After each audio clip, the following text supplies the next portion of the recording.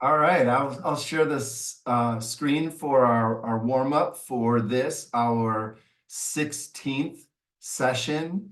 The penultimate session is what I put a title on there, just to kind of, yeah, just to bring it on home. And then our topic, I'll let our mental warm up leader take it away from here. All right. Well, I think that's probably me. So I love to ask my nonprofit students. Well, no, I actually like to ask anybody I meet in the nonprofit community this question because so many, almost everybody in the nonprofit sector today did not set out in kindergarten or even high school to work in the nonprofit sector. So I would love to hear from you all what you wanted to do when you were a kid or, even a high school, college student. What did you major in? What did you intend to do? I'll go first. Yeah, thank you. A lawyer from the time I could talk. I could see that. Did you go to law school? I did and finished. Okay, well, good for you for trying it out. I love it. Katina, I thought I was going to follow you. So I wanted to also be an attorney as a youth. And then later thought I wanted to be in seminary. So I guess the best of those worlds are I then ended up in social work. I love it. So your degrees are in social work, Shatem. Okay, awesome. I wanted to be a broadcast journalist, a teacher, and a minister. Those were all the things that I pretended to do. Wow. And I was a teacher. So you got a degree in education. Okay. Yes, yes. Wonderful. Two lawyers and a teacher walk into a bar. I wanted to be a teacher, probably. I wanted to be a teacher all through elementary school. And then by high school, I kind of played around with the idea of hotel management. But I ended up being a teacher. That makes sense. Okay. I wanted to be a dancer. Wow. So I did dance for a very long time, but that is not a lucrative career or path. So although neither is teaching or library, so I guess I could have been a dancer. It would have been fine. I love it. I love it. Yeah, I actually have a lot of students who at William Jewell, we have a great music program. It's like if you're not going to be on the stage, you could be behind the scenes working for an arts organization. There's so many, I think, great ways to spend your career doing what you love, but maybe not, on the stage. So I'll anybody take that else? segue. I wanted to be an artist when I was growing up. That's where I found all my joy. Or I wanted to be like a CEO businesswoman because I thought that was cool too. I didn't know exactly what, but I was gonna be the first woman to do something, of course. So yeah, I feel like there's a lot of women in librarianship, so haven't really fully charted the way there, but there has not yet been a female CEO of this organization, so you never say never. I am very much involved in the arts still. I am the chair of the Liberty Arts Commission in my community. So we do a lot of wonderful stuff in the arts up in Liberty. So if you haven't checked it out, there's lots of fun things going on. So yes, I agree, Tom. Like there's always a cool way to be involved, even if you're not actively making art, which I still do from time to time, but not as much since I've become a mom. But That's I'll get back to awesome. it someday. Yeah. I didn't know you were in Liberty, so that's good for me to know as a professor in Liberty. So that's great. Yes, exactly. Yeah. Yeah. I wanted to be a journalist and cover rock stars for the Rolling Stone. Did you do that? No, not even close. Nope, never did it. But the other thing I wanted to do was be an interior designer. And that's what I do, like, just for fun. Awesome. Okay.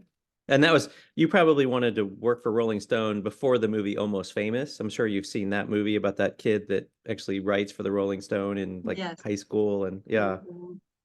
Yep, it was before that. Yeah. Before that's that. right. Yeah. I love it. They were my favorite things to read growing up. And I read like everything, novels, everything, but I loved the Rolling Stone. That is awesome. This is a really insightful conversation. I was gonna say, this one's told me more about people than I think any of the other ones. Like I could just really see the influence. Like Lauren, I read your comment and I was trying to respond like, what was that episode where she was lip syncing? I can't remember that. You'll know what I'm talking about if you. The Jackal. The Jackal. Oh, that was so great. Yeah, Lauren, like you, I majored in political science. I wanted to go into politics. I ended up working for Governor Mel Carnahan in Jeff City for almost his entire term, and then realized I'm really not interested in politics. So I got close, but never actually ran for anything. So I interned for the Missouri Democratic Party when I was fresh out of high school. And specifically, I was an intern for the Cass County Democrats. And if you know anything about that part of the world and that particular job, you will know that it was it was a fun time. It was different. yeah, Cass County maybe was Democratic at some point, but not for a long time. So I worked with Senator Caskey, who was from Bates in Cass County a long time ago. So he was kind of definitely knew his way around Jefferson City, and he was a Democrat. So anybody else? I'll weigh in. I started my college career at wanting to be a psychiatrist. And then a psychology major. I quickly realized I'd have to be a psychiatrist, and I didn't think I wanted to go that much more school.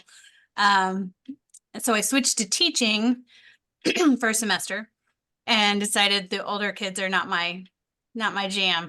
So I went to early childhood education, and that's where I finally landed with my degree. And then I went back and got a master's in business. So it's kind of in my world. Yeah.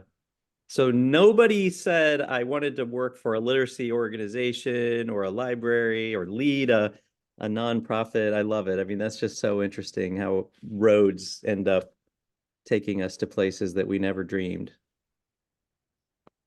All right. I'll go ahead and think go. that our initial plans or what we thought, they still have a social justice cause or something connected to them. So at our core, I just think that's who we are as people. Amen. I agree. That's what it was about for me. I mean, I just wanted to help people and thought politics was a good way to do it, and then kind of realized it's not just that. So especially today. Yeah. I say the same thing. So even when I did law, until I actually had to intern with an attorney, I said, oh, y'all all try to manipulate. I thought people were just trying to find the truth. I was naive, y'all. I thought people were just trying to find the truth, and that's what we were looking for. But when I saw that people were setting up and the truth could be skewed, I was like, oh, this isn't for me. Like, I thought we were just looking for the truth. Yeah. No, and I found that, even in Jefferson City, I mean, it's all about raising money and who you can suck up to and what you can do and how you can benefit yourself or your own reelection. And I mean, that's the system we have. But yeah, I think there's just, you kind of wake up and realize, oh, it's not really what I thought. So yeah, Tina, the question was, what did you want to be when you were growing up? So you don't have to share unless I don't want to put you on the spot, but. It's okay. I wanted to be a nurse, like my mom, and went to nursing school, and I got the clinicals and I passed out. I'm not good with blood and fluids and all that kind of stuff. Yeah. Oh, I'm sorry. I just like people, and I should have done more research. Yeah, there probably are a lot of fluids in nursing that you may not have thought about. So yeah. Wow. Well, thanks for sharing today. I think just about everybody went. So thank you. Adam, kick it over to you. Yeah, all right. Let's get into it. But I am thoughtful about this because I've watched for about almost 20 years students knowing about fields of nonprofit work while they're in high school, and that many of them end up now choosing it as a forethought. And that when you put that on the buffet of options, it turns out that that's a likable one. You know, that's, yeah. All right. Okay, moving into the content for today, what we want to do is we want to find our focus, our focal point, so that we can establish our purpose and then know what outcomes to shoot for, and then we'll see if the methods we've articulated will fit. So I'd like to hear from you all, you know, as we're getting closer to our final, you know, or not our final, just for this leg of the journey, really. You know, today is here, you know, we developed this several weeks ago, obviously. And then the March 25th will be the final kind of, next week will be that final conversation. So, you know, given that, what do you think would be a good focus for today? Any thoughts?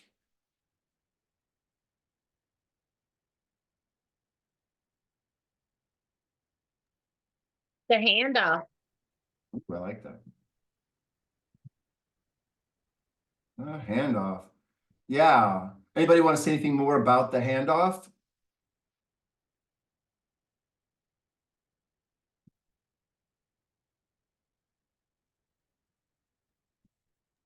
Would you like us to say something more about the handoff? Yeah, like I'm just thinking, what would that include? I mean, just to get a little more definition of what do we mean by that. So I put in the plan, you know, handing off the plan. The next steps, what would that sound like? So yeah, does that capture what we mean by the handoff? Anything else?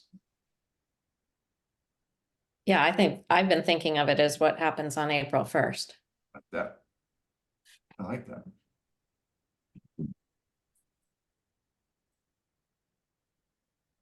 Okay. Yeah, so why does that matter? Why would that focus matter for us? I think it's Yeah. going to decrease perhaps fear or nervousness about what happens next without you all in our space with us. And I think it'll give people a sense of a real answer based on the plan for the handoff. Are they going to continue, be that their organization or them personally? And I say so we can keep a steady pace. That's great. It's great. And not lose the continuity we have now, because I feel like we've been doing great work. And it's going to be a moment of, does this great work continue or does it fall away? And can we hold our own as leaders? So I don't want to lose the momentum that we've built. Great. Y'all are cooking. Any others? I'll throw in one from the consultant side. We just want to make sure that, kind of to Katie's point on making sure that you all are able to keep the momentum. We want to make sure that we're doing what we can to give you the tools to be successful moving forward.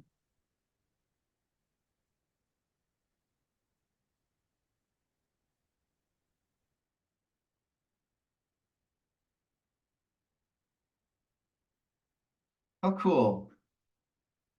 All right.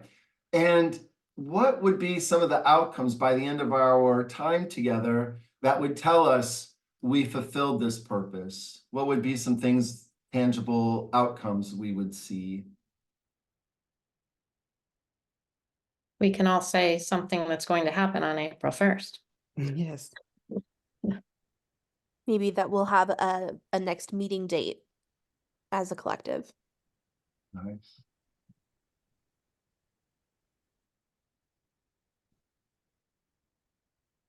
Perfect. What else? What other outcomes from today?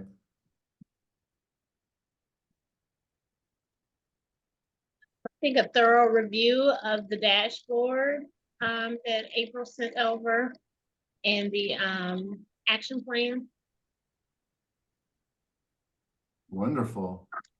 That's great. Any other outcomes?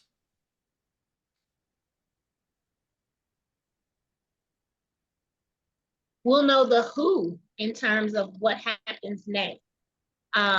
This kind of showing up in the quasi leadership role.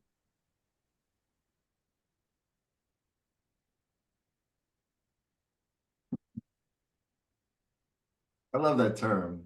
I don't know why. Just fun. Ah, okay.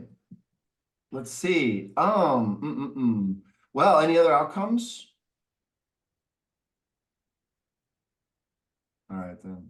Here's the agenda that we drafted, and I'll just go to the next slide to make it bigger, but wanted to make sure that it fits those outcomes. So here's what we have. This is what we're doing. Next, we'll review outcomes document and then go over the action plan. We're allotting 20 minutes for each of those. We're hoping there could be some healthy discussion. We'll take a break. And then we have a nice chunk of time to explore that handoff discussion. What does leadership look like going forward? What are the needs? Who does do what, by, when, what, who, what, when? Why?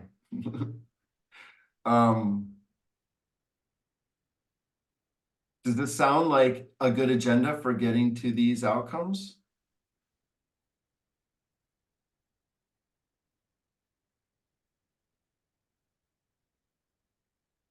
All right. We can adjust as we go, but I think what this allows us to have is a pretty good, use of our time today. All right.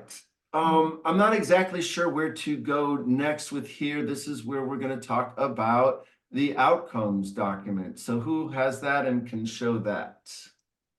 I have that and can show that. Beautiful. See? Okay, so we did spend time last week talking about the outcomes, and I have taken the outcomes and then drop them into a dashboard that can hopefully serve as a tool for the coalition moving forward. So, I mean, first of all, this far right column can be changed from to do, in progress, or complete. So the dashboard is obviously a living document that hopefully all of you can, well, whoever's in charge of tracking the data and keeping everything in check. I think this is just kind of a way to keep that rolling. So I mean, the first one, KC institutions are mobilized to support the vision of KC as a literate city.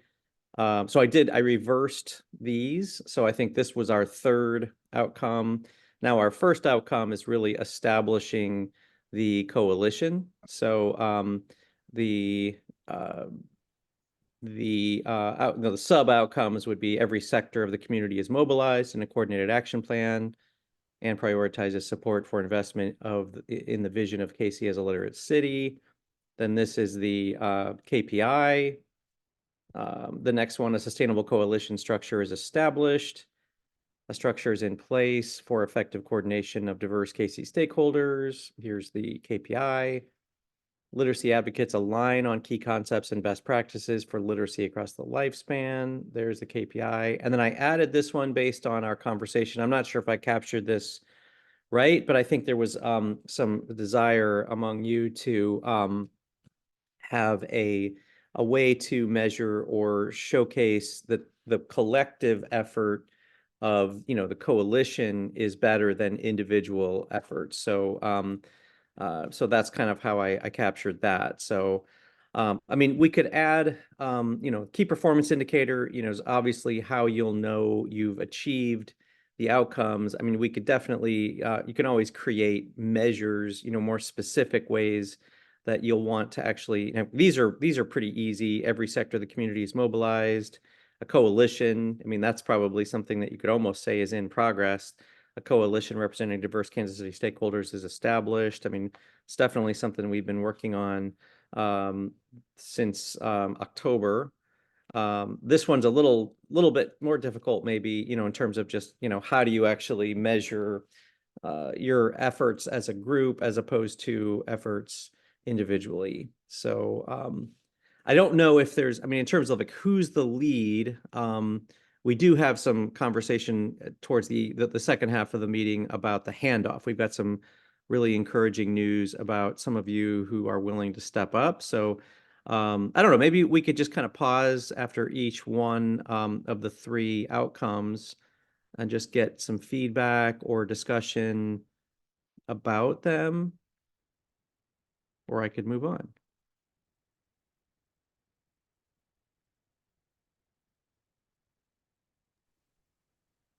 Well, let's just pause for a minute and kind of see, what do we want to get from this conversation? Are we wanting to kind of see if these if the indicator, first of all, is that the right outcome? Is it stated the right way? And then is the indicator, is that what the indicator should be, or should there be several indicators? So yeah.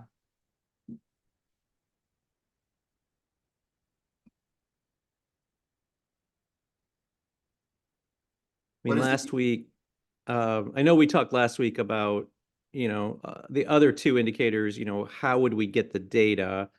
And I know that I think several of you said, that the Royals Reading Inspiration Campaign, the Urban Education Research Center at UMKC could be good sources of data for the others.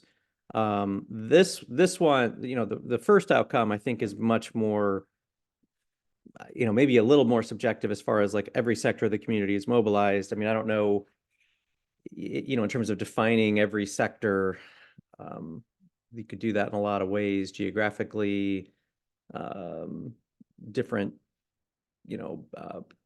different types of people, Hispanic, Black, white, we could talk about income. There's a lot of ways to say, or, do we have the whole community organized or represented?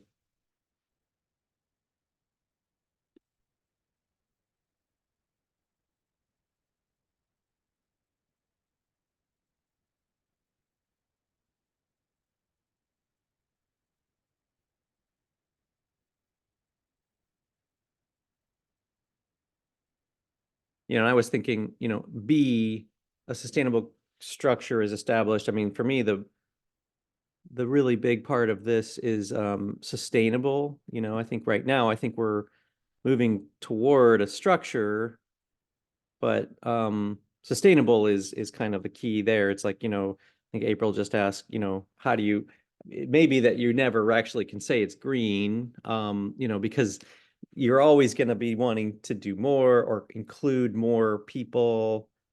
So it's possible that at least some of these might not be totally ever complete.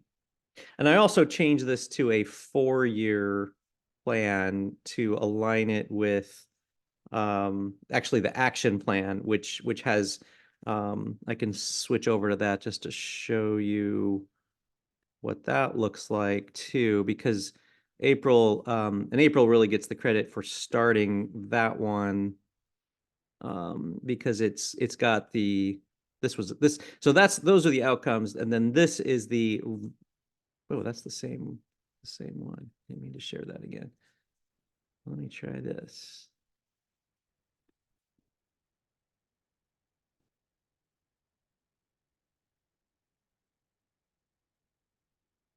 Keep sharing the same thing. Let me try doing something else.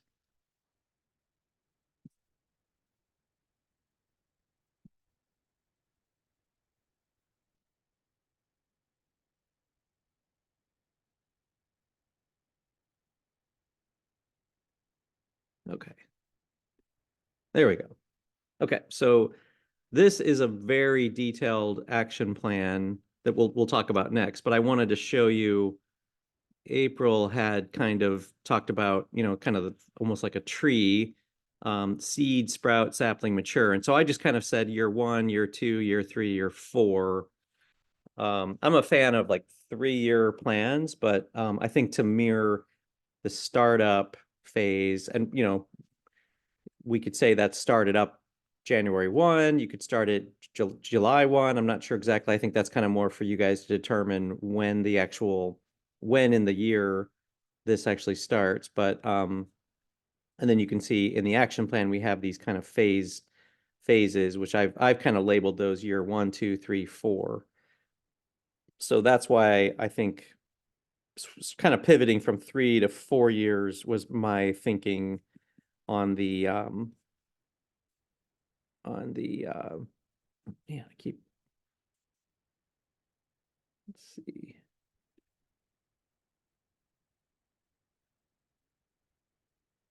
A hard time, like I keep trying to share things and then the same thing shares, so. All right, so I'm pivoting back over to the outcomes. Oh, that's not it.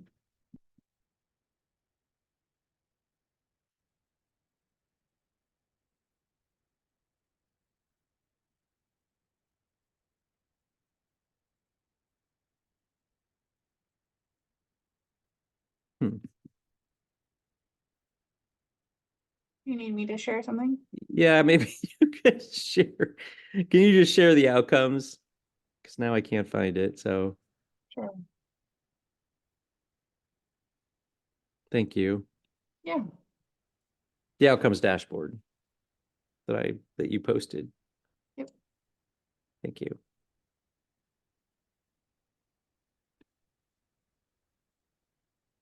Okay. Yeah, that's it.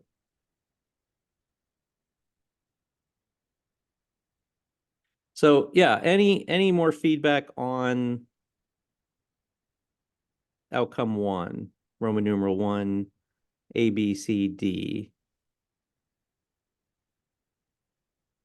Do we want to talk at all about, I think, somebody mentioned earlier the idea of trying to think about who, and for this one, the lead is kind of the who, and it just may be too early to say, individual names, or it may be a committee structure of the coalition that will be responsible for some of these. I mean, some of these, I think in Roman numeral 1 are really kind of like the coalition itself. I think the leadership of the coalition really has to kind of lead this. These are all very much like establishing the coalition, including people, and so I don't know. I mean, it could be a, you could think about part of you could separate out and talk about a recruitment, recruiting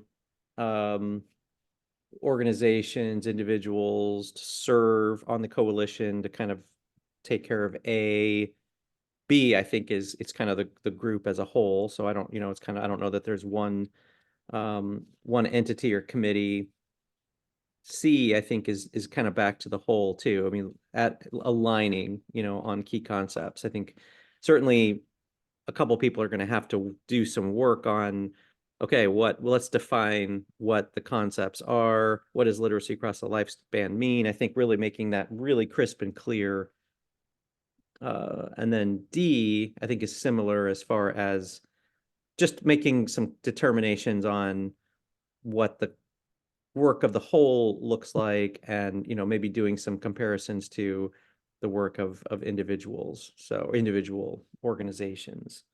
And this is making me think, I don't know if explicitly if we have a data plan around the KPIs right now in the action plan, but I think that would be a fundamental first step, is to get really clear about how you're going to be collecting and measuring data towards these KPIs. And in the action plan, there's a whole section on data, so it's already there. So if you want to scroll down, we can talk about the second KPI. I already mentioned I added the asterisks, and just some ways to, who to go to, might already be measuring and capturing this data especially, but Roman numeral 2 is really about all KC citizens are informed of the importance of literacy at an individual and community level, that citizens have access to high quality, accessible information about literacy in KC, and are aware of the need and benefit of literacy at all developmental aspects. This one's going to take some work to just establish the benchmark, where we are now. And this is back to who may be measuring that data. The Urban Education Research Center, maybe the Royals reading inspiration campaign. You know, maybe that's something we could empower them or invite them to do. Letter B, all KC citizens are empowered as agents of literacy. KC citizens feel a sense of empowerment with clear pathways to personally contribute. Again, I don't know that anybody's measuring that yet, but in order to really determine that, we need to get a benchmark. And then C, all KC citizens have access to holistic support across the lifespan. So again, you know, these are, you know, all of these are trackable. Again, I put March of 28 as just, you know, March 31st, 2028 would be 4 years from now, with kind of each year kind of corresponding to the action plan as well. And then the final outcome, it's the shortest one, but the wider KC community realizes long-term community level benefits, is the third outcome. And then the more specific sub-outcome is A, 3A, as a result of realizing the vision of KC as a literate city, the community experiences greater thriving. And then that would be all tracked through improved public health, increased educational attainment, increased economic prosperity, decreased homelessness or houselessness. And, you know, again, this is, I think we talked last week about, you know, Mid-America Regional Council tracks some of this. I mean, I think there's going to be pieces of this that are going to have to be aggregated and looked at across different segments. And as I mentioned last week, as far as a SMART outcome goes, you know, I think obviously literacy is a huge probably predictor of, you know, economic prosperity and improved public health, but it's obviously not the only thing. So I think there's some other factors that need to be considered. But I think number 3 is obviously the ultimate aim of the work that you're all doing is to just help Kansas City citizens thrive. So these were the big outcomes, and then the action plan kind of aligns with these to advance these. So and so, you know, what I did was I just kind of took the document I had last week and then put it into a dashboard. You know, so April, if you want to scroll back up, you know, you can see we can add columns, you know, to create benchmarks, other types of things, or you guys can, as you move forward, can always add to this. But I think the goal today was to share with you a draft of the outcomes dashboard and the actions dashboard. And if anything needs to be really dramatically changed, improved between now and our at least the last meeting with us next week, we could do some more work on this stuff. So any feedback, suggestions, things you like, don't like? And this is all in Basecamp too, so. Always like a note section on something like that, so that as we make progress or work on things, if there are any key things we need to put out in that last column, just to remind us or people can look at, I think that's always great. And that's kind of helping us in real time. Okay, yeah. And I just want to say thank you. You know, all of these phrases and concepts are very familiar from our work, but seeing them organized is hugely beneficial. And April, that action plan is the level of detail that blows me away. Thank you very much. Now might be a good time to remind everyone about how the outcomes are driven by the progress on methods. What do you think? Okay. Let me do that real quick. Let me just do a little reminder of how it all fits together, and then we can come back. Any other feedback on any of this? Just the picture, just zooming back out a little bit. If we could go to my little marker board here. Did I turn my mic on? Can you guys hear me? Yes, we can hear you. You're good. Yep. You're live. I probably should have asked long before then. Right? All right. Anyway. We start with our focus and why it matters. So I'll jump over here real quick, is our purpose. In other words, focus plus why it matters is purpose. We aim to utilize our collective resources to establish Kansas City as the model literate city where lifelong learning is accessible and valued by all community members. right? So it starts there. That's one, purpose. From there, we go to our outcomes, which reflect our purpose.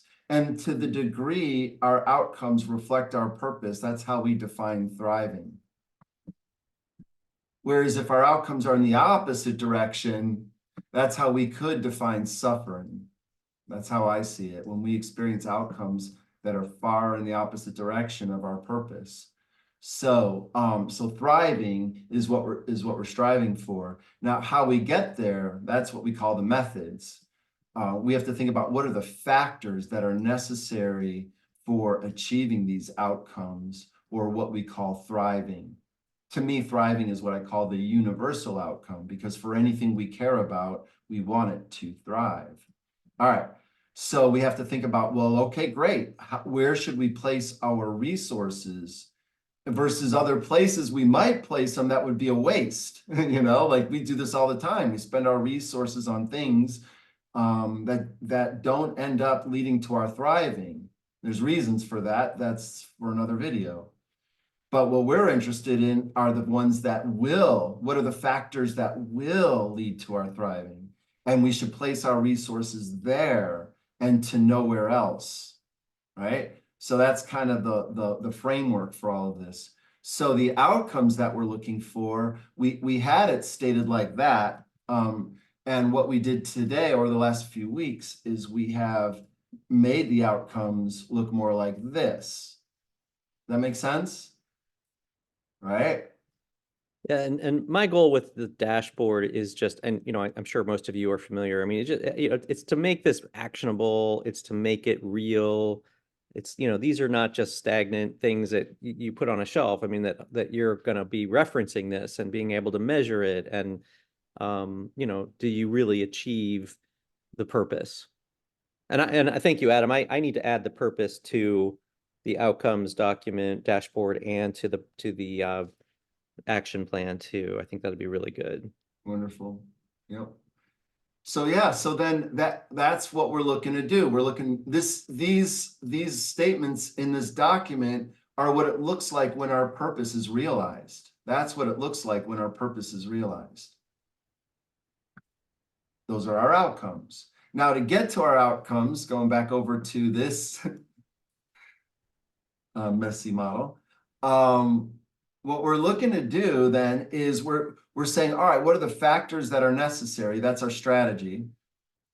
But strategies are very broadly worded. They're nice because they point a direction, but they don't really tell us how to get there. And that's what tactics do. They start to tell us what would complete the strategy, what's needed to complete the strategy. So you know, strategies feed into tactics, and then tactics break down into individual action steps. And in progression theory, the only thing that produces outcomes are actions. And we have a lot of things that look like actions, but they're not. They're imposters. They're called motions. And they look the same because they absorb resources, but they aren't really tied to a tactic that's tied to a strategy. And a strategy, another name for it, is a factor necessary for producing our desired outcomes. Yeah. So then in this model, what I do is I just turn it sideways now. I took the strategies, factors necessary, converted them into tactics, and then they lead to action steps. And those action steps drizzle into the outcomes. I never said it that way before. I don't know how that came out, but that's what happens. That's what produces our outcomes. So what does that look like? And we have an image of what does that look like? What our methods look like? What our strategies, our tactics, and our action steps look like? Wow, look at that. Look at that. So we have our strategies. I know it's a little small, all right? That's just what happens when you think big. That was paradoxical. I don't know what it means, but it sounds good. All right, it has good rewatch value. You can go back. All right, strategies are here, and we inflate those into tactics, right? And those tactics, I mean, we can lay them out more, more detailed, because action steps get extremely detailed, infinitely detailed. But that's where all the action is. That's why we call them action steps. And that's what will produce our outcomes. And only these, or random luck. That is the other thing that can produce your outcomes. It's just luck. Luck is not, I love luck, but it's just not reliable. What is reliable? Progression theory. Identifying our purpose, converting that into outcomes, and then identifying how you're going to invest your resources, which is another way to say methods. And methods are like an inflatable set where it's strategies are the largest one. You break them down into tactics, and then you get them into actions. And that's how you do it. And that's how you thrive. And that's how you make progress. That's all I want to say. Well, and That was enough. and just to kind of thank you, Adam. That was a great reminder. And frankly, I mean, that's where we started, 6 months ago, back on week 1, 2, 3. We really started kind of introducing those concepts, and now here we are, week 16, with kind of the finished product customized to the work that you're doing. And so obviously, as I think Kristen said, all of this is familiar. These are your outcomes. These are your strategies, tactics, and actions. And it's your purpose. So I think it's great to see all this come together. And I think and I know this is a lot, and 20 minutes doesn't do justice to any of this, but certainly wanted to just kind of see, does this, at least the formatting, and does this seem workable? I'll definitely add a notes section to both documents. But any other comments about the outcomes dashboard at this point? And agenda-wise, we have plenty of time for this. I mean, yeah, like the all of it together, purpose, outcomes, methods, that's your plan together. So now we could talk about any of it. How does it fit together for you? Yeah, what's your reaction to it? Well, let me just, before we totally just open it up, let me bring we haven't totally talked about the action plan. Again, once again, I put this into a dashboard with the indicator, red, yellow, green. And then I think what I really like is putting the purpose at the top of this too. So that's really clear. So you can see on the left, you have the strategies. And again, April kind of did the initial up to about the phase section. And then I added the who's accountable, the measure, and then the dashboard indicator. And so you can see the strategies on the left-hand side, then the tactics, and then of course what Adam talked about was the actions being the most specific things. And these actions, obviously, I think we're trying to, oops, I meant to make those all big enough to see. The actions are always, you can add more actions, and I think we're just trying to forecast for you what we can see. But as you continue to make progress, you'll obviously have more actions to add, but hopefully the actions will always align to tactics, to the strategies, and then back to the outcomes that you're hoping to accomplish. So you can see the strategies are sustainable coalition structure with clear communication, strategic planning, membership, representative participants, design the organization, partnerships, identify and learn from Muse organizations, build strategic partnerships, advocacy, lots of advocacy pieces here. And April, I did change, I think you had political, I changed it to legislative or government, political is not a good word in nonprofit language, just because we don't want to be political, but we can advocate. And then this is the big data strategy, lots of data, collecting data, analyzing data, reviewing data, ensuring accessibility of data, I mean, you can just see all of the data here. And then communication, advocacy and storytelling, alignment with purpose. And then S4 is community outreach and engagement, marketing, communications, intentional streamlined communication, and then engage, empower, and mobilize individuals to take action. So The gold items here are things that we added as consultants, just to kind of think about some other things that fit into this work that wasn't captured in the work that you guys did. So I created just measures. Most of these are pretty easy to measure. The benefits are defined, commitment is defined, MOU is developed and presented. I mean, these will be hopefully easy for you to change to complete as you move forward. So obviously the purpose and the outcomes, I mean, I'm pretty close here on that. So, and again, the phases, seed, sprout, sapling, mature. The key here is 24, 25 is the first year, 25, 26, 26, 27, 27, 28 would be the 4-year plan. So, all right. So I'm happy I think now we can kind of throw it open for discussion, comments, thoughts.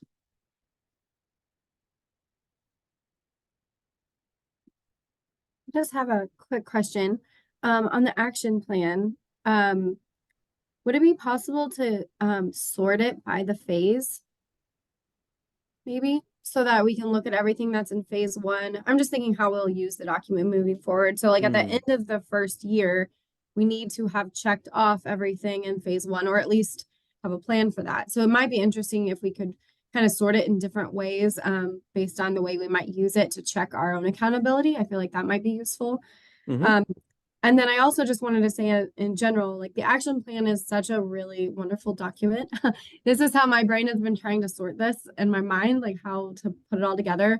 And to me, this feels like the document that I want to share back to my organization to say this is the work we did. And I really feel like this is the perfect vehicle for having that conversation with them of like, this is why you've been giving me this time to do this. So I just appreciate, I know this has been everybody's work, kind of coming together in this document, but this feels like incredibly fruitful.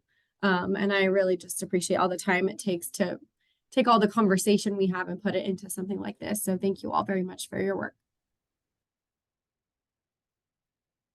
Yeah, I think the first part, thank you. The first part, sort by phases, maybe we could have kind of one that's organized by strategy, tactics, actions, the way we have it, and then a second version that's sort of a phased, because I think it's good to keep them, and maybe, I don't know, April is the smartest one of the three of us, I think, in terms of like figuring out ways of graphically presenting things. And so maybe there's a way to do it. We can think about that, but you're right. I think to have it sorted by phases would be, almost like a checklist. And I think last week, I know there was kind of a sense, I mean, collectively, I think a lot of you were like, the outcomes are great, but what does this all mean, and how do we get there? And I think I was like, wait till next week, because we have a really cool action plan that I think should make everybody feel a little, I mean, on the one hand, it's like overwhelming because there's so much to do, but you have 4 years, I mean, at least for now, you can always extend it. And so I think that at least you can see, the list of things that we think that, well, we don't think that you think that you all worked on over the last 6 months, that is for you to get to, achieve the purpose through the strategies, actions, and to get to those outcomes. So.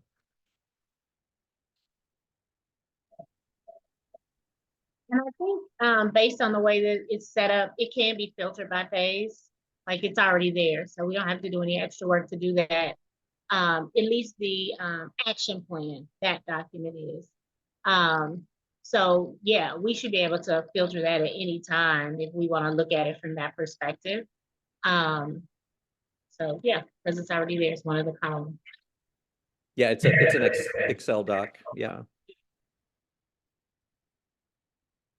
Other comments? We're almost done with this first half, so we can definitely keep talking.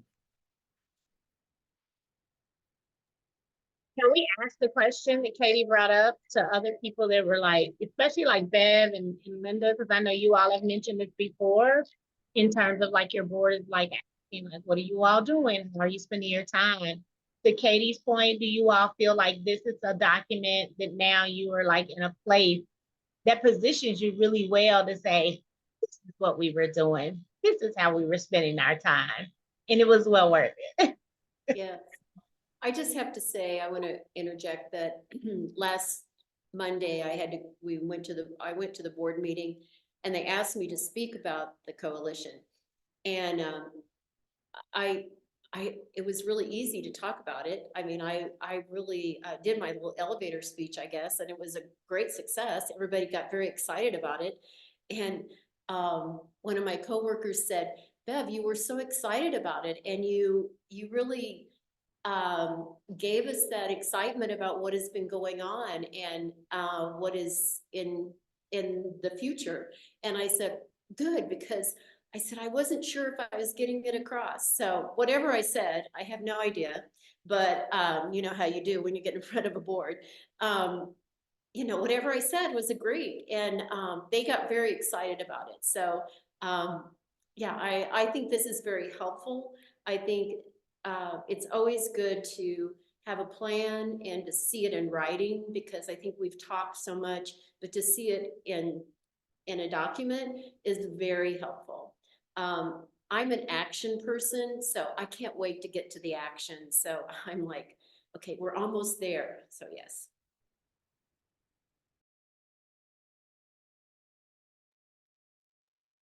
Yeah, I think what you missed last week was, I'm not going to say who, but some people on the call were like, we don't know what to say to our boards, and what is it that we get to, you know, so, so I'm glad that you felt like comfortable with, you already kind of had a way to describe the work, and they weren't saying, okay, well, give me specifics, give me details. So I think now you've at least got the details. The way I think of it is we're trying to create shared thought bubbles with, like, you with your board, us with each other, and what are the main ingredients of a shared thought bubble? What are the main elements? Well, are we aligned on the why? Are we aligned on the where, or where are we going? And are we aligned on the how we're going to get there? So, so by designing your plan that way, purpose, outcomes, methods, you can create those shared thought bubbles. But I will tell you, my experience is most plans are not created that way. Most plans start with methods, which is let's spend what are we gonna do with our resources? How are we gonna do? How are we gonna do? How are we gonna do? And they don't really spend adequate time. And it's difficult. Like, it's kind of painful to try to get groups to do that, because they want to get to that. Well, here's what I think we should do. And they don't realize that those decisions are statements about how resources will be spent. And they lock the organization into a very specific path that is completely made up almost entirely of motions. I mean, and I'll just say this to this is one you can accept, reject, or adapt, like push back on this one. But I think if we do look at what a community does and how it spends its resources toward, say, something like literacy, but we could do it with other issues too. I think a lot of it is motion, a huge amount of it, and it's because we don't take the time, and this isn't blaming anyone. This is like there's a whole lot of causes for this, but what we do is we tackle problems organization by organization. And what that means is program by program. And what that means is we're dealing with a lot of motions, things we're doing, ways to spend resources that are active, but there's not a coherent logic to all of it. And the logic should be, does the spending of these resources produce the outcomes that we need to produce? And what we've done, what I call POM, purpose, outcome, methods, POMing, that takes care of it. It bakes it into the whole thing. You're baking in what are the outcomes that reflect a purpose? Okay, that's the first key thing. First, what is our purpose? Then what are the outcomes that reflect it? And then what are the ways to spend our resources to do it? And if you do it with that discipline approach, groups, everything will be more effective. Individuals, groups, organizations. All right. Thank you very much. I'll be here all week.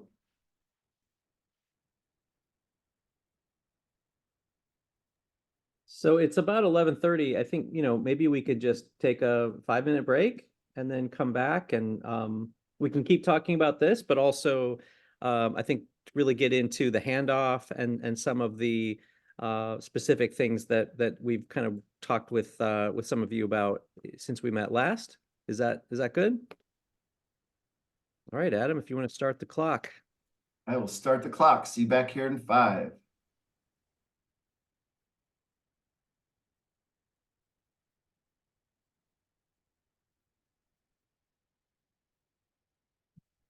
We're going to transition to, you want to bring up the Yeah. PowerPoint? I think there's a few things on the agenda that I just want to make sure we hit here. You got it. Let's get that Thank up you. here. On the agenda.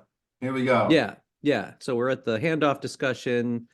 What does leadership look like going forward? What are the needs? And who does what by when? So I think, Kristen, I think maybe we could turn it over to you to talk about some conversations you've had since Sure. last week. Sure, Okay. and I'll just talk for a second and then I'll hand off. A small group of us connected over the past week, and in my mind, it was sort of inspired by a comment Jatem made a couple weeks ago. I think she even wrote it in chat. She said, "Yeah, we're all in the plane. We can jump together." And I think coming out of last week's meeting and seeing we've got 2 weeks to keep this going and how much everyone clearly wanted that to happen. Jatem, Jillian, Katina, and I connected and talked through an idea of how we 4 could take the first stage of facilitating this group, roughly between April 1st and the end of 2024, to kind of launch it into whatever its next phase looks like. So I'm just going to pass it along, and maybe each of us can share our takeaway from that conversation and the pieces of the plan that we've thought through. And then we can kind of throw it open to ideas and feedback and your reactions. Jatem, do you want to jump in next?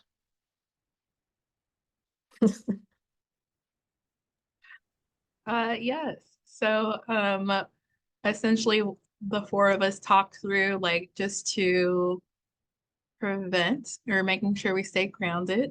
What are ways that we can contribute our strengths, and outlined subcommittees that we've already discussed as a group. So anything from governance, I'll just focus on because now I can't remember the words.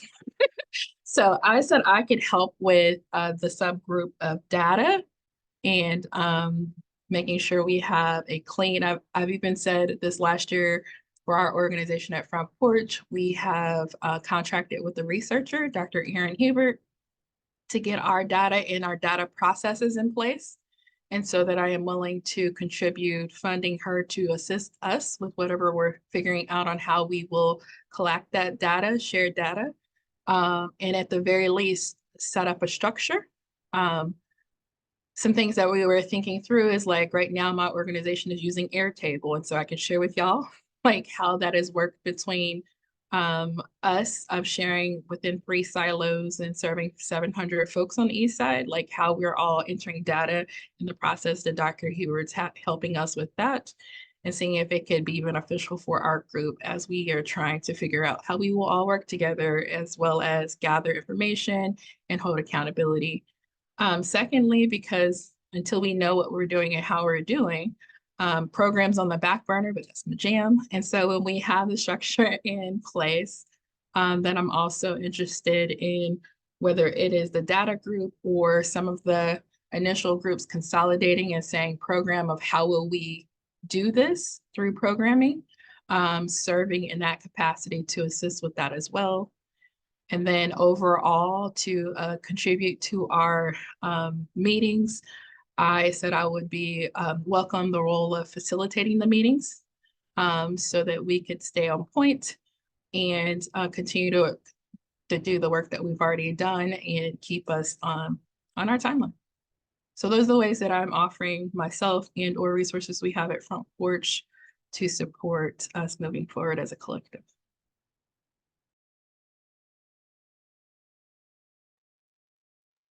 Katina, do you want to jump in after that? Sure. I was excited to be invited to participate in that initial conversation. And I think when you look at it, ultimately, then, when we talk about sustainable governance, that's what this core group, barring anyone's objections, would serve as. And so the question becomes, how long do we serve in that capacity, leading that portion of the work before it's handed off perhaps to some other individuals within the coalition, or we bring on new partners to maybe perhaps serve in that role. For my particular commitment, one of the several things emerged, one being like the question of, do we continue meeting on Mondays and for how long? So I'll be reaching out to all of you all to determine if we'll continue to do that after the coalition. And then, of course, I think my skill set centers me in community. So I also committed to leading or serving on the subcommittee in terms of community outreach and engagement. And then looking back at my notes, trying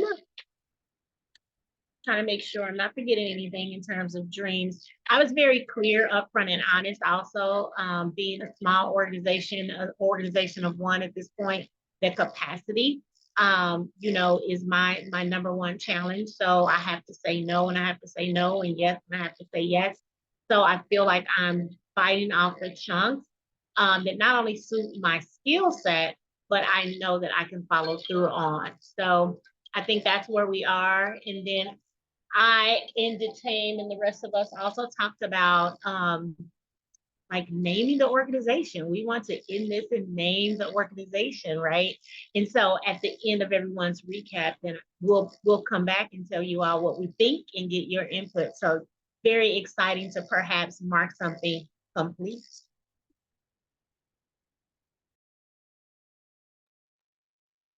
Jillian, you want to grab it from there? Yeah. Hi, everybody.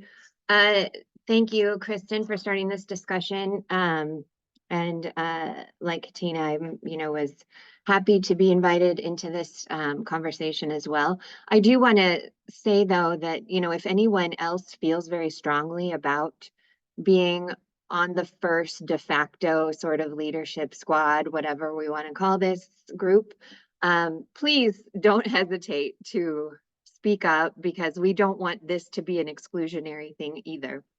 We, just feel really strongly that we want to keep the momentum going, like everyone's been saying, and we're willing to, take this first leap, to lead this first part of the leap, or however you want to say it.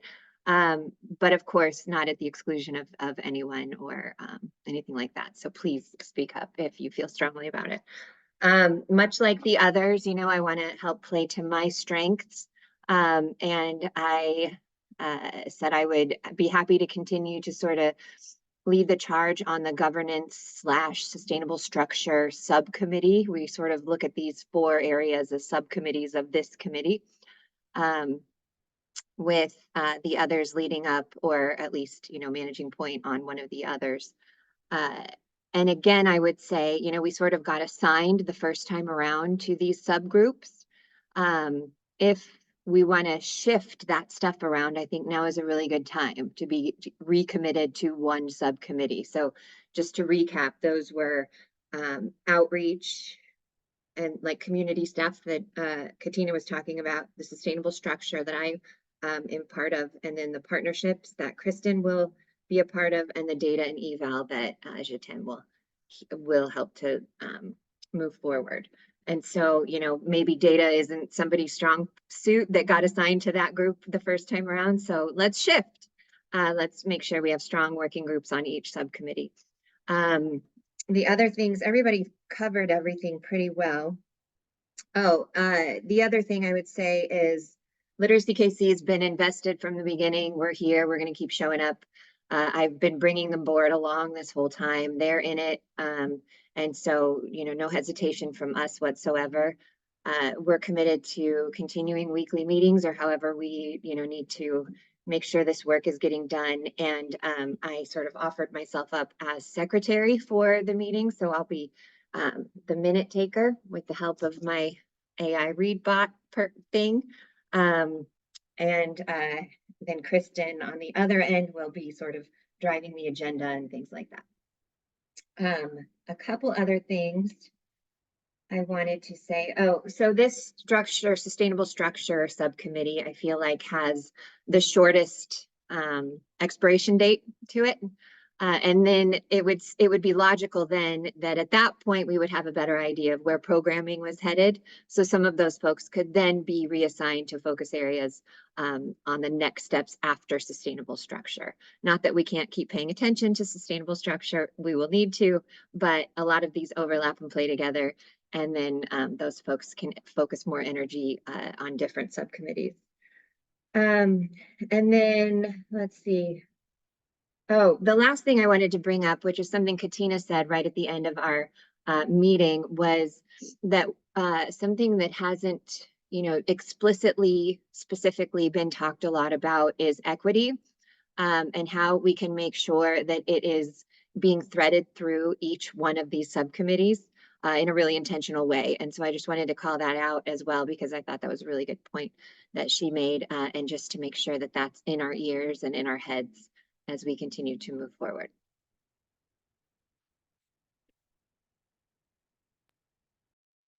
Thanks. And I'll just jump in to share. I think it's mostly been shared out. I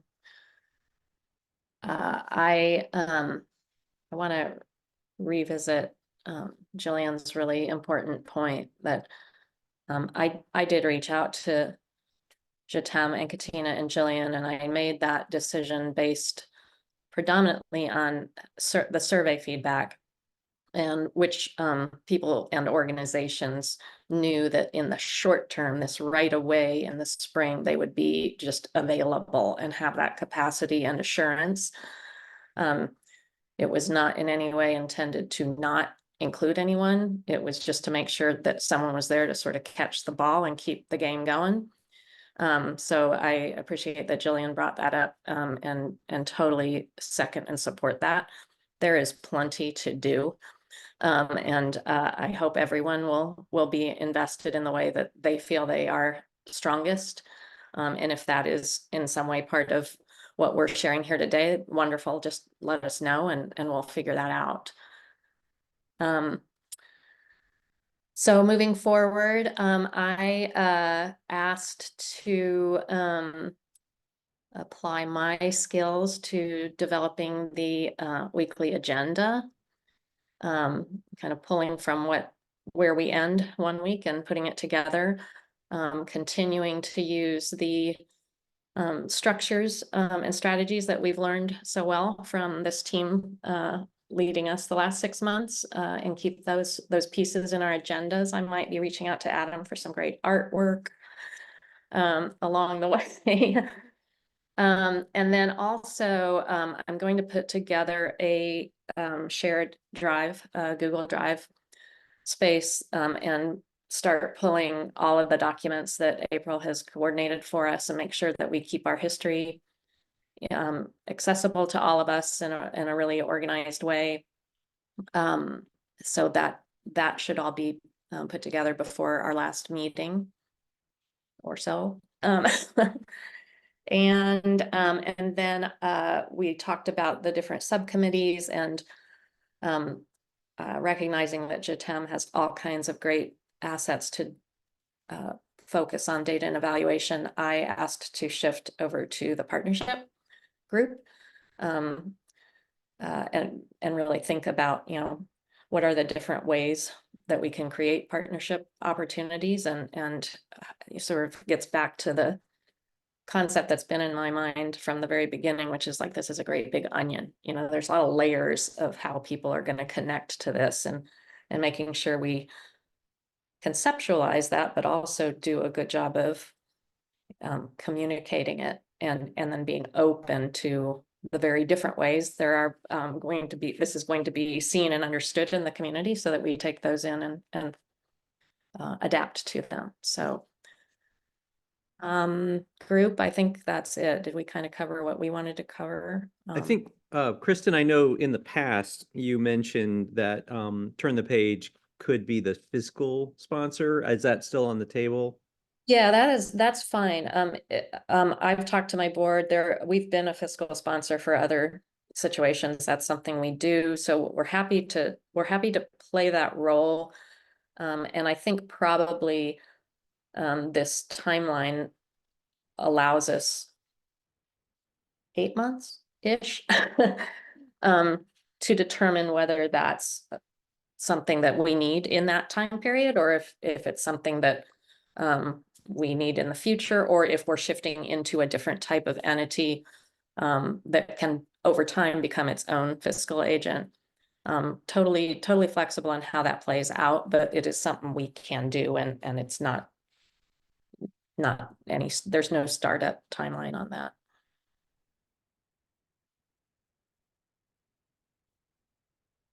And part of my interest in sharing that out and saying it is that I do think, you know, as we see this action plan, and as we talk about everyone's capacity and the need to have 4 people thinking that they can juggle just the facilitation part of it, my gut says we might decide soon that we want to hire someone, and so we might want to focus some of our energy in the 8 months on some fundraising. And if that's the case, then we will have a place for it to land if needed.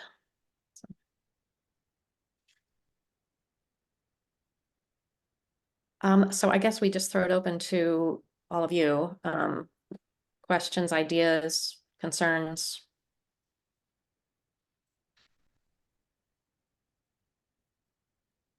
Now, is this, are we still thinking about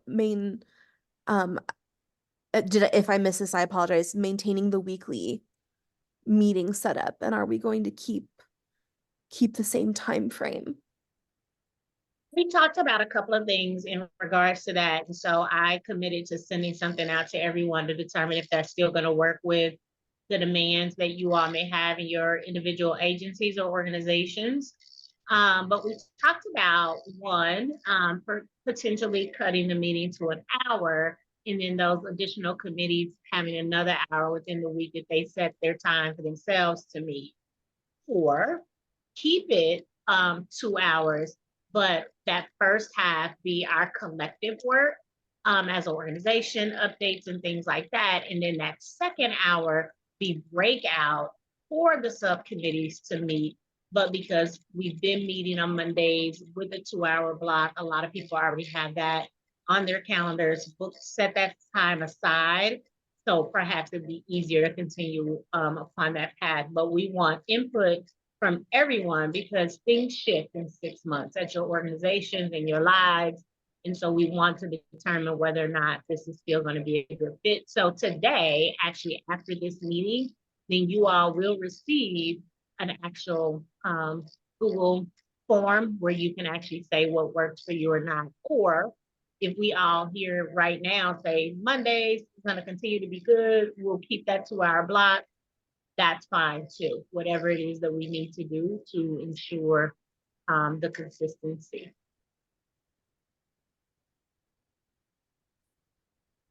Is anyone currently they already know that Mondays for 2 hours at the same time is not going to be doable for the next 6 months or to the end of the year? I can say in April, it's going to be difficult for me because I have an event and not an event coordinator. So Okay. I'll be kind of double timing it. Anyone else? And Jenny, let us know how we can support you as well. I appreciate that. I might very well do that.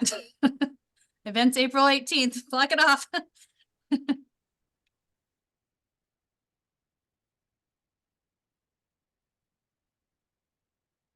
I will say after that, I should be good. I second Jatem. And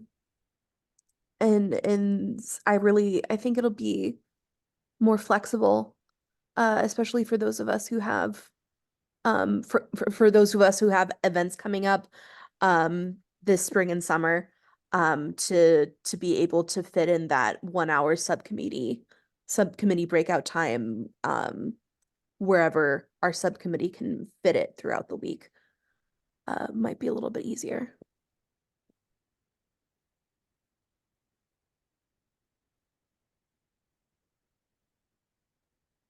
I'm good either way on time. I just really appreciate that you all have stepped up in a way to make this happen. I super appreciate your leadership on this committee and know that the rest of us will be happy to join a committee and keep it all running so that you're not doing all of this by yourself. As a person who would have been so happy to lead one of those with you all, I am not in the place to do that. So I'm grateful that there's a shared responsibility. And then once I get myself settled in a little bit more, hopefully if there's someone else that needs to kind of pull off and, I can jump in, I'd be happy to. So I just really appreciate that. This is not something I'm good at, of not jumping in and doing the thing myself. So I'm going to practice restraint and say thank you instead. So I really appreciate that. And I'm excited to continue this work. But as far as time goes, I could go either way. I just want to make sure it's blocked and precious. That's my biggest concern. However we do it, I need to make it happen. So thank you all. I'd kind of echo to that. Sorry. Bev and I are in the same room. Sorry about that. I would say having the time blocked out will be really useful. And I kind of find it appealing, both methods. I think I'd be fine with either one, but in some ways, having the 1 hour full group and then a different day and time for the subcommittee. But if we could make the different day and time for the subcommittee always a set time, so we can have that blocked off too. And that might be useful. Like our whole group talks about something and we want to let it percolate, and then our committee jumps in. And maybe I think our energy's been good for 2 hour meetings, but I don't know. I'll be good with whatever, I guess.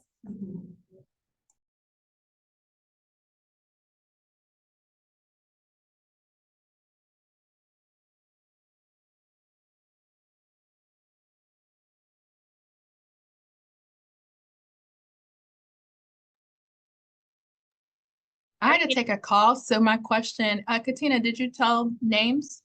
Not yet. I was just ready. Oh, okay. I wanted to see facial reactions. I was like, did I miss that with this call? All right. So barring any other questions, and we can come back to questions too. So we were like, we don't have a name. And several people have said that consistently, like, what do we call us? And I was like, well, I'm just saying the Kansas City Literacy Collaborative. But one of the things, or some of the things that we discussed in this vein, is that we didn't want to be confused with any other organizations. We said that we didn't want to bar ourselves just to Kansas City, Missouri. The Kansas City, Kansas, and the region and the surrounding areas were really important for us to make sure that they felt included and our arms are wrapped around them as well, and all of the things. So we kind of Googled some things and threw some ideas out. And so it came down to two things. So the first was Get Lit KC. And Jatane said, Katina, you say that all the time. How about that? And so there was discussion around, like, is that professional enough? Is that what we want to say to funders? How would that be looked at in the marketplace? I'm good. I'm not stuffy, but other people may be, or I shouldn't say stuffy because that's a negative connotation. I'll say some people are a bit more conservative. So when we think about things just outside of our realm, we want to take that into consideration. And then the other was the MoKan Literacy Collaborative, meaning we take Missouri and Kansas, combine them together. We've heard MoKan before. it seems a bit more inclusive. And then the third option, so you could take those separately, or you can say the MoCan Literacy Collaborative with the tagline of Let's Get Lit, or Get Lit KC, or that be the name of some type of marketing and branding campaign or some big thing, but it still would be there, be fun. I can see that on t-shirts, mugs, pins, all the things, right? And I will tell you, I use it all the time. So but those are some things that we threw out there. There may be some additional suggestions from the larger group. So if you've been thinking of something, or something may sound, just, I don't know, that may resonate with you, or you want to just put it on the table, please feel free. Like, this is not our show. This is our collective show. I have to say that when I talked to the board last week, I did say, well, we could be Get Lit KC, and they all went, oh, that's really cool. So I kind of threw that in there last week, whether we were ready for it or not. But but I do like that it would be a great marketing phrase. Absolutely.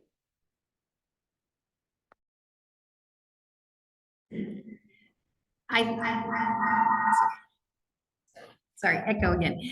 I love the enthusiasm of Get Lit KC. I think the other one's useful. It's kind of MoCan Literacy Collaborative, but I think just to shake things up and to make ourselves stand out, I really like Get Lit KC. It's concise, it's new, it's exciting.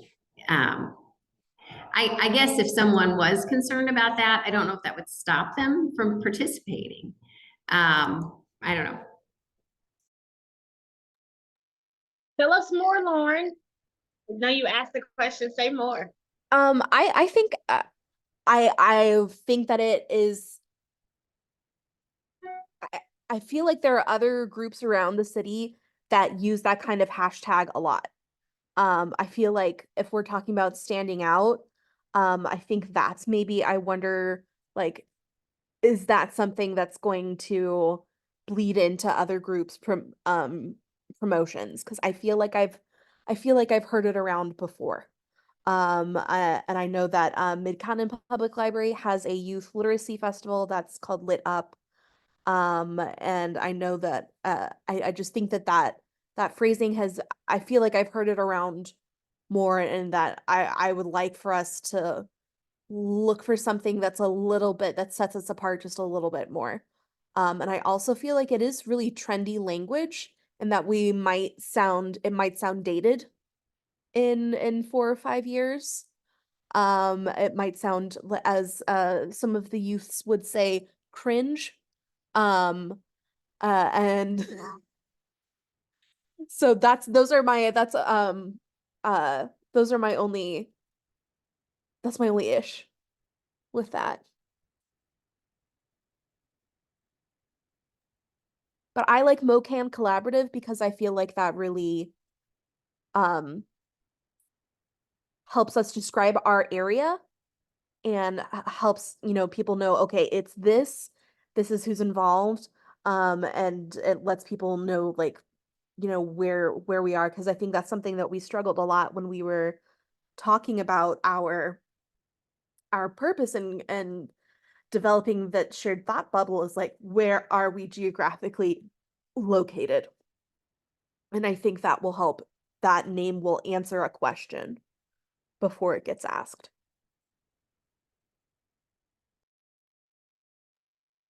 I kind of like the third option of using both, and keeping MoCan Literacy Collaborative as sort of our formal name, our full name that our mother calls us when we're in trouble.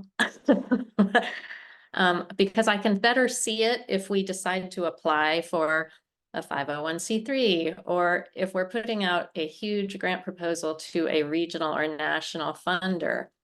It feels a little safer. But we can certainly be known and have the t-shirts and all the stuff, with the hashtag, and a hashtag can grow and change over 4 years. You know, we can have an annual hashtag, or whatever makes us not cringy or whatever, not being one of the youth. I don't know. But so I think the combination gives us a lot of flexibility. The question in the chat where people ask why it's not can versus can mo versus mo can. I think in the region, and people have gotten used to hearing Missouri first, then Kansas. And when you look at us, like some of us may do work in Kansas, the majority or the bulk of us don't. So I think it just kind of exemplifies the fact that we're starting here and branching out, and not leaving Kansas behind, and understanding this necessary work that we do both in both places because we're so connected and so close. I think it's a way to bridge the gap between Missouri and Kansas, and people understand this is where we are, but we want to be there with you as well doing this work. So I think that people probably wouldn't have an issue with it, just by nature of who we are, where we currently sit, and that we're branching out and going across the line. But others may have a different perspective.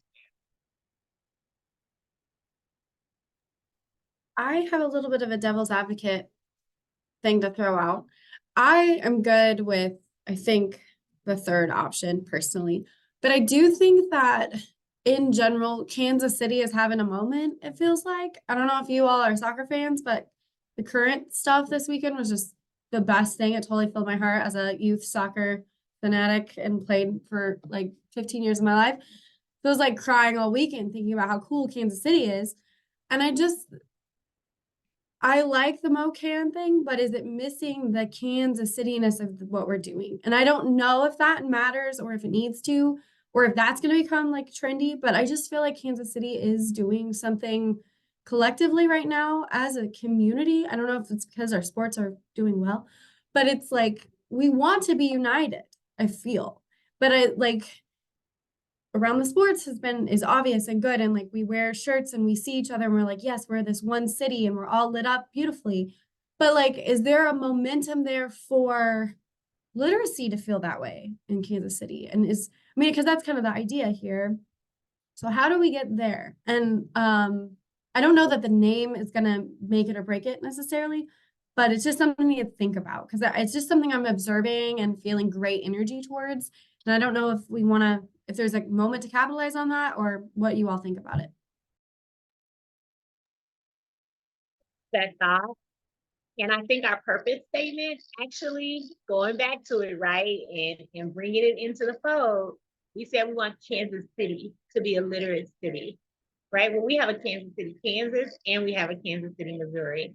So in this way, no one is left out, right? It's the Kansas City. And how do we take the momentum from Missouri and take it to Kansas, right? And build the momentum there around literacy, just like we're doing around sports. So I think our purpose statement, being guided by it, being always sharing it and things like that can get us there. And the work itself is going to get us there, and being present in both places are going to get us there, right? But again, this just Katina speaking. And I want to jump in on that and remind folks that maybe haven't lived here their whole lives that I feel, and this is just me as a lifelong Missourian and my little complex that I have, is that I feel like the rest of the country already thinks we all live in Kansas. Just in general. That's because of Dorothy, the Wizard of Oz.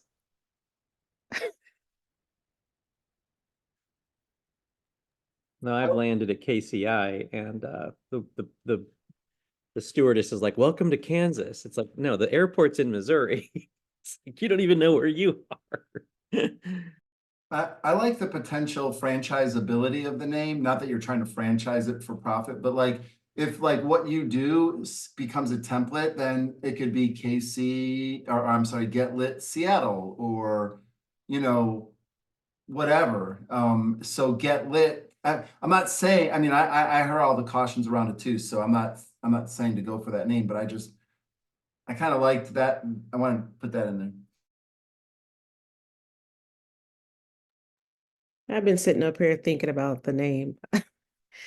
And I'm just gonna say it. I don't know. The MOCAN just sounds I don't even know, but not like something interesting. I do like Get Lit, but I also understand too when we thinking about going after funding and how it was presented out there, I guess. So I'm kind of like in the middle.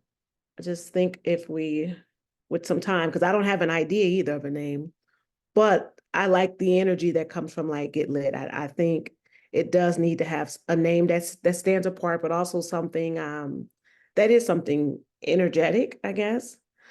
Because I do believe that names are important, and it's when somebody hears something, like what switch does it trigger? You know, where does that go in their file folders of their brain? So I don't know what that name is again, but I guess we can ponder over it some more. But I do think something with some energy, even if it's just that hashtag. But what is that name? I don't know. Well, why don't we give ourselves till next week? And Katina, if you're sending something out, can you send out please share your options of what's been shared or better ideas, and we'll kind of pull it all together for a decision next week. Yeah, maybe add an open field for suggestions to the survey.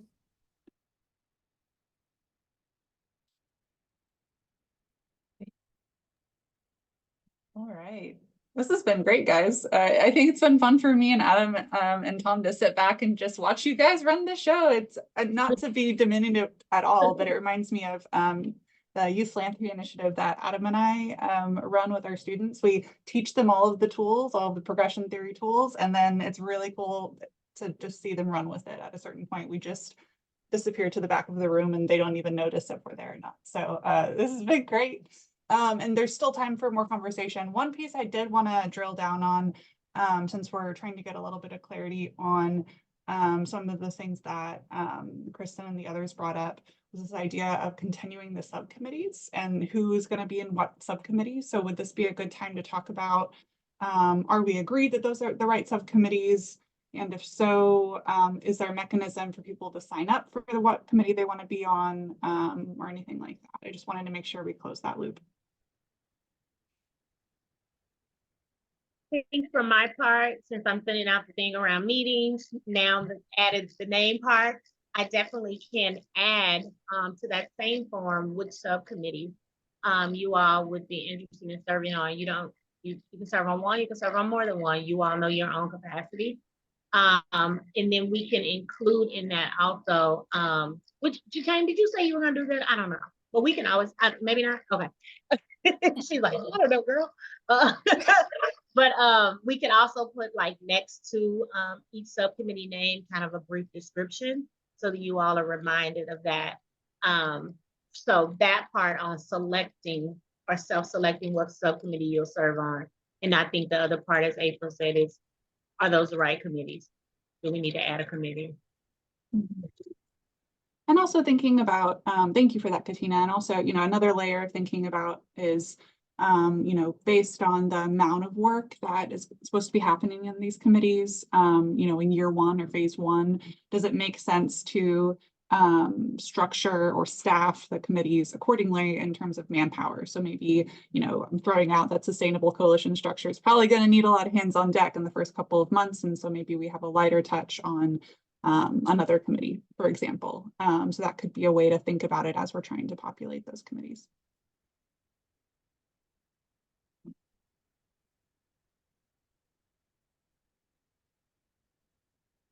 Okay. Any other? Oh, go ahead, please. Logistical questions is, after you all as consultants leave, do we still have access to Basecamp, or do we need to download all the things? Yeah, some things that I'm thinking about is where are things stored, and if we need to be mindful of switching that ASAP. And maybe going back to the Google Drives that we did before, the precursor before consultants to share data. So thoughts. We're a fly-by-night operation. When we're gone, everything disappears. I'm just kidding. April, do you have a better answer? Well, it's a little bit up to you, Adam. I mean, essentially, we have the platform, and I think we'd be open to letting you all continue to use it until you're able to make a comfortable transition. So I think if that sounds good to you, Adam, that's Yeah, absolutely. right. That platform actually is a nonprofit benefit that has been granted to Youth Philanthropy Initiative by Basecamp. So it's really cool. Yeah. But our program is declining, so we're not using it as much now. So yeah, for the next year or so, I think, yeah, feel free to just keep using it. I mean, I think we'll be able to still get messages. So if you talk about us, we'll read it. But yeah, other than that, feel free. Well, I do think that I'll be downloading materials just to make sure that we have them, permanently long-term somewhere, and making that accessible to everyone. But nice to have a runway that's a little longer than next week.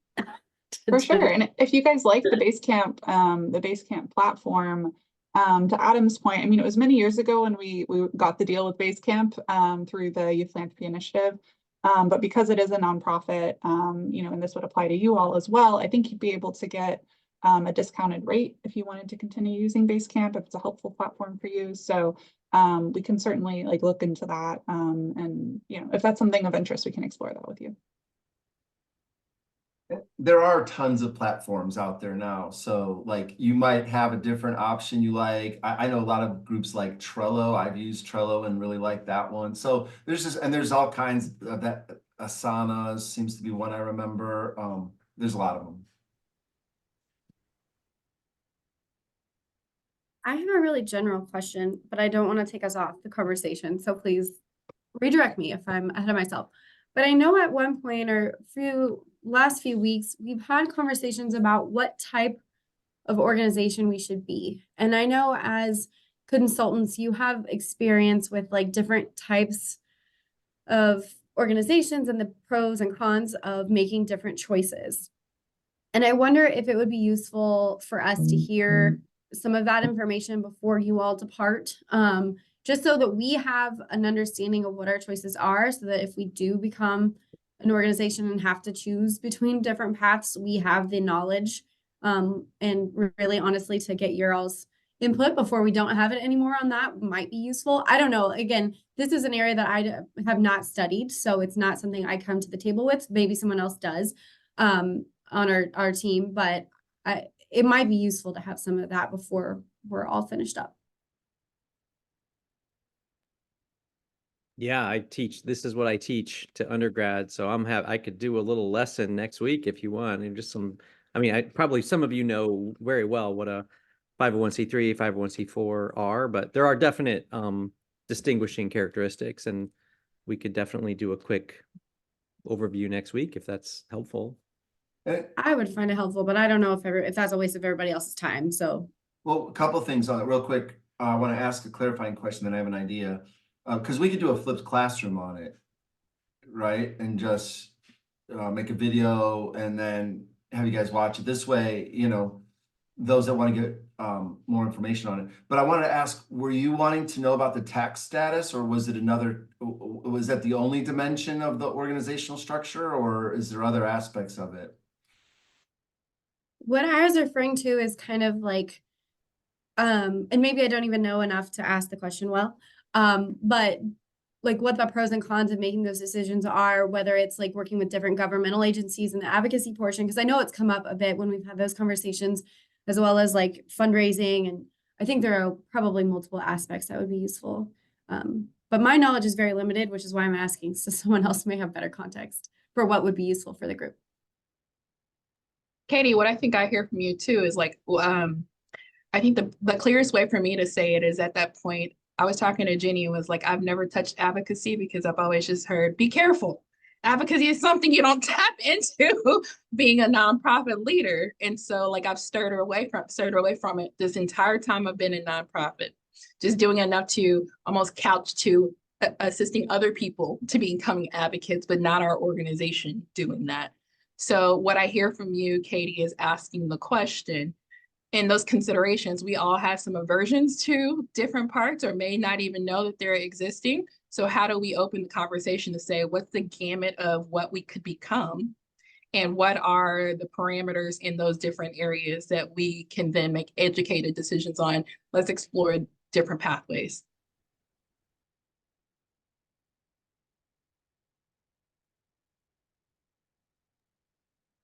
No, and Jatem, I think that's I don't think you're alone, but it hurts my heart that you haven't done any advocacy because you're just avoiding it because you can. There are just limits. Yeah. Great. Well, this is really, I mean, Katie, your question was actually getting to what I was hoping to use the last couple of minutes for, which is what is the best use of, our time for the last session. I think we're planning to do another polish of the action plan and the outcomes tracker document and present that back to you for final feedback and, a retrospective celebration, that sort of thing. But yeah, what are the specific areas that, while we're still here, we can support you. We hear you on the tax status. Did you have an idea too? Yeah, and I just wanted to mention next week, we have two guests coming. One is Right. Andrea Ellis from the Royals will be back for kind of another quick update. And then I'm really excited about Angelique Nedved from School Smart. She's coming. She's kind of been the funder. Obviously, School Smart's been the funder up till now, and I think she has hopefully some exciting things to share and talk about too. So that's part of the agenda. So we do have several things to cover, but yeah, I think what else?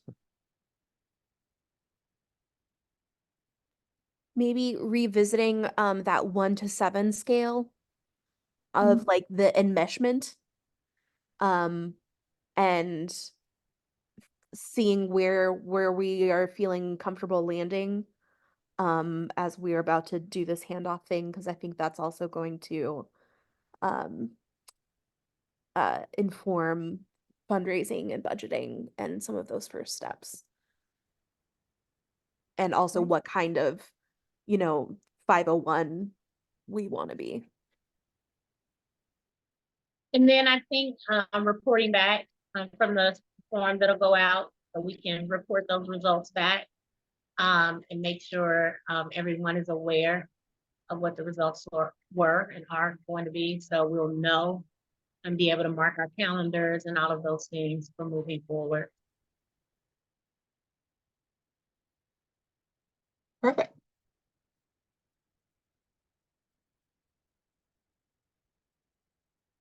All right, well, I think that sounds like a full agenda for next week. I can't believe it's gonna be the last session, but I'm not gonna, give in to my emotions yet.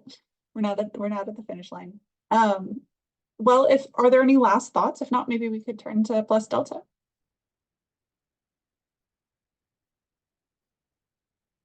You want to share the magical Plus Delta screen, Adam?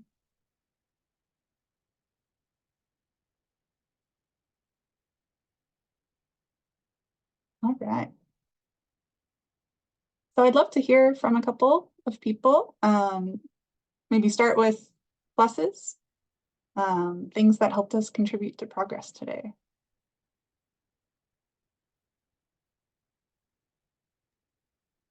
I just think it was awesome to listen to like where this is going. I mean, I was very quiet because I'm trying to take it all in, but just that, there's been some behind the scenes work happening, but also just, I mean, it seems like we have a really good path forward, and it feels very much more concrete than it did even just a few weeks ago. So that's exciting.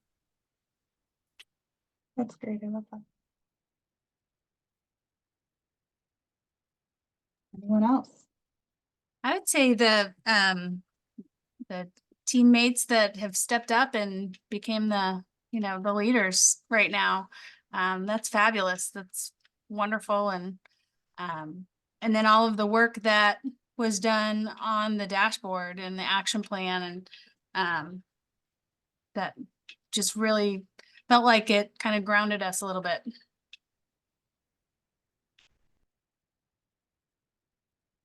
Right. Anybody else? Pluses or deltas, opening up to deltas. And it doesn't have to be to detract from progress. It could be places where you want to see growth, maybe areas that were, you didn't get to today, but really want to focus on next time. Or beyond. What do you want to see in these sorts of meetings after April 1st? Anything like that? I would like to see us meet in person if we can someday. I'm excited to see the survey that Katina's gonna put together for everyone. Yeah, thank you, Katina, for agreeing to put that together.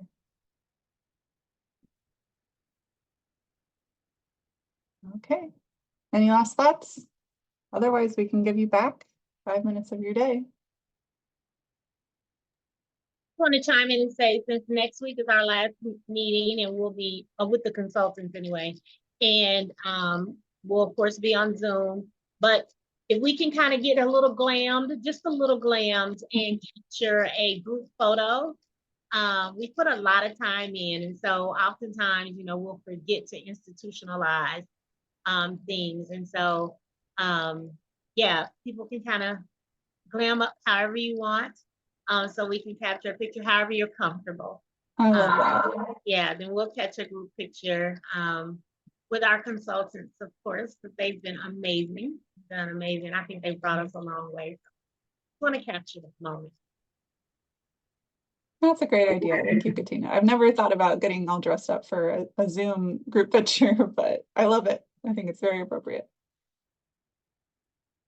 Yeah, anything else we can do to make it feel like a celebration next week? You have to really celebrate. I know we're, just going to be one touch point and a much larger vision and process, but you have to celebrate along the way. So if there's anything that we can do, if you have ideas, you can message us on the side, but to make it feel like a special day and celebratory.